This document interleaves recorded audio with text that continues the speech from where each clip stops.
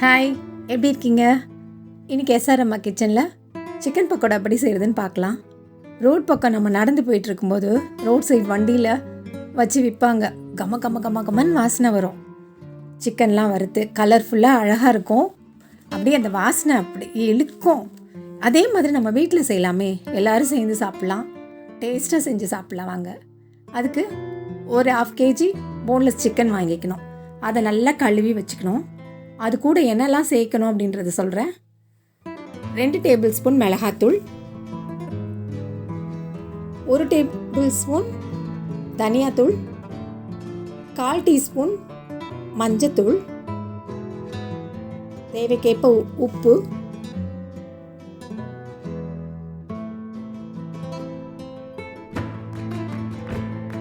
அதோட கடலை மாவு 1/2 டேபிள் ஸ்பூன், அரிசி மாவு 1 டேபிள் ஸ்பூன்,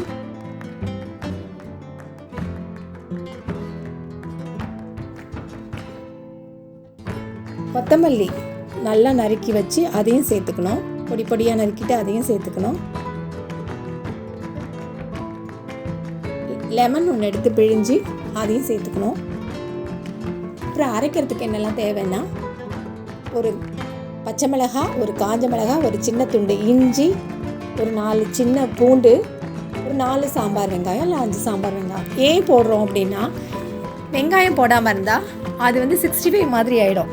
சிக்கன் 65 மாதிரி ஆகிடும். இந்த வெங்காயம் இதெல்லாம் போட்டு அரைச்சி போடும்போது அது பக்கோடா ஸ்டைலில் பக்கோடா வாசனை வரும்.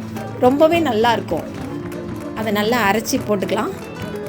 அப்புறம் ஒரு முட்டை உடச்சி ஊற்றிடணும். இப்போ இது எல்லாத்தையும் நல்லா சேர்த்து பிசைஞ்சிடணும். இதுக்கு தண்ணிலாம் ஊற்ற வேண்டிய தேவையே கிடையாது. இதுலேயே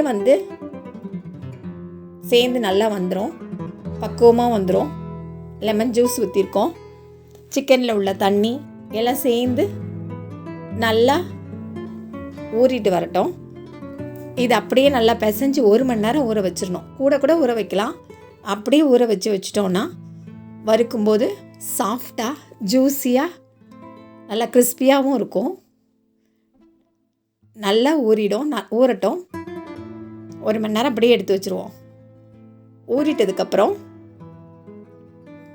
இதை பொரித்து எடுக்க வேண்டியதான். பாருங்கள், ஊறினோடனே அது ஒரு அழகாக இருக்குது. பாருங்கள், நல்லா அது ஊறினதே நல்லா தெரியுது. இப்போ ஒரு பேனை கேஸ் ஸ்டவ்வில் வச்சு ஆன் பண்ணி எண்ணெய் ஊற்றி, எண்ணெய் காஞ்சதும் ஊற வச்ச சிக்கனை கொஞ்சம் கொஞ்சமாக போட்டு பக்கோடா மாதிரி பொரித்து எடுக்க வேண்டியதான். ரொம்ப டேஸ்ட்டாக இருக்கும், நல்லா கிறிஸ்பியாக இருக்கும், ஃப்ளேவர் நல்லாயிருக்கும். இதில் இருக்க சின்ன வெங்காயம் போட்டிருக்கோம்ல, அதனால ரொம்ப ஃப்ளேவர் நல்லாயிருக்கும். ஒரு தடவை செஞ்சு பாருங்கள், கண்டிப்பாக பிடிக்கும். குழந்தைங்கள்லேருந்து பெரியவங்க வரைக்கும் எல்லாருக்குமே பிடிக்கும். செய்யும் போதே சாப்பிட தோணும். நானும் அன்றைக்கி அப்படி தான் செஞ்சேன். அதை செஞ்சு எடுத்துகிட்டு போய் பிளேட்டில் கொண்டு போய் வச்சுட்டு இப்படி திரும்புறதுக்குள்ளே, அடுத்தது போட்டு வர்றதுக்குள்ளே வெறும் கருவேப்பிலை தான் இருந்தது. ஒரு சிக்கன் பக்கோடா கூட இல்லை. அந்த அளவுக்கு உடனே உள்ளே போயிடும், டக்குன்னு உள்ளே போயிடும். இன்னும் வேணும்னு மனசு கேட்கும். உள்ளம் கேட்குமே மோர் அப்படிங்கிற மாதிரி இது நல்லா வறுத்து எடுத்துட்டு அந்த எண்ணெயிலேயே கருவேப்பிலையும் போட்டு பொரித்து எடுத்து வச்சுட்டா நல்லா கலர்ஃபுல்லாக இருக்கும், டேஸ்ட்டும் நல்லாயிருக்கும். பாருங்கள், இப்போ நல்லா வெந்துருச்சு, எடுத்தாச்சு. வாசனை கம்மன்னு வருது. எல்லோரும் எட்டி பார்ப்பாங்க, ஆஹா எப்போ ரெடி ஆகும் அப்படின்னுட்டு. அது மாதிரி எல்லாத்தையும் எடுத்து வச்சுருக்கேன். எல்லாத்தையும் கொஞ்சம் கொஞ்சமாக போட்டு வறுத்து எடுத்துக்கலாம். ஒரு மீடியம் ஃப்ளேமில் வச்சு எடுத்தால் போதும். முதல்ல கொஞ்சம் ஹையில் இருந்தால் கூட அப்புறம் கொஞ்சம் மீடியம் ஃப்ளேமில் இருக்கட்டும். அப்போ தான் நல்லா உள்ள வரைக்கும் நல்லா வெந்துடும், கிறிஸ்பியாக இருக்கும். கொஞ்சம் கருவேப்பிலை பொரித்து போட்டு கலர்ஃபுல்லாக சர்வ் பண்ணலாம். பார்க்குறதுக்கு ரொம்ப அட்ராக்டிவாக இருக்கும். இதில் எதுவும் ஃபுட் கலர் எதுவும் ஆட் பண்ணலை. நம்ம போடுற மிளகாத்தூளே காஷ்மீரி சில்லி பவுடராக கூட சேர்த்துக்கலாம், இன்னும் கலர்ஃபுல்லாக இருக்கும். எது இருக்கோ அது கலர் சேர்க்காமலே கலர்ஃபுல்லாக அழகாக இருக்குது. இந்த மாதிரி எல்லாத்தையும் வறுத்து எடுத்து வச்சுட்டு சர்வ் பண்ண வேண்டியதான். ரொம்ப டேஸ்ட்டாக இருக்கும். நீங்களும் உங்கள் கிச்சனில் ட்ரை பண்ணி பாருங்கள். உங்கள் பிள்ளைங்களுக்கெல்லாம் கொடுத்து பாருங்கள். என்ன சொல்கிறாங்கங்கிறத கமெண்ட் பண்ணுங்கள். இப்போ இந்த ரெசிபி உங்களுக்கு பிடிச்சிருந்ததுன்னா லைக் பண்ணுங்கள், கமெண்ட் பண்ணுங்கள், ஷேர் பண்ணுங்கள். இன்னும் எஸ்ஆர்எம்மா கிச்சனை சப்ஸ்கிரைப் பண்ணாதவங்க உடனே சப்ஸ்கிரைப் பண்ணுங்கள். பக்கத்தில் இருக்க பெல் சிம்பிளை ப்ரெஸ் பண்ணி ஆல் கொடுத்து வச்சுக்கோங்க.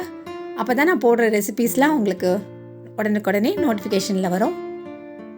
இதே மாதிரி வேறு ஒரு ரெசிபியோட நாளைக்கு சந்திக்கலாம். அது வரைக்கும் டாட்டா, பை பாய். வாவ், சாப்பிட்டு பாருங்கள். நீங்களும் சாப்பிட்டு பாருங்கள். சாப்பிட்டுட்டு கமெண்ட் பண்ணுங்கள். ஓகே, பாய்.